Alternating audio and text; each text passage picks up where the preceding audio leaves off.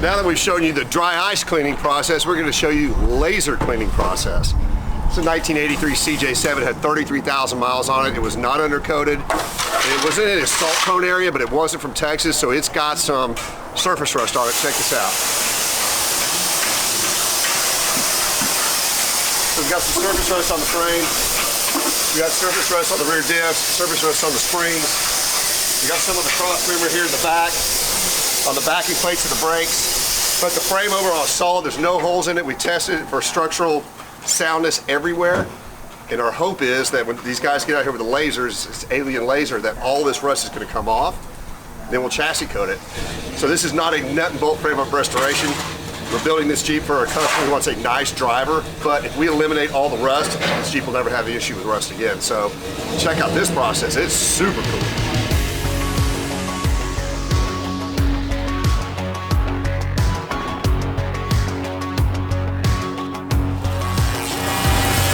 Step on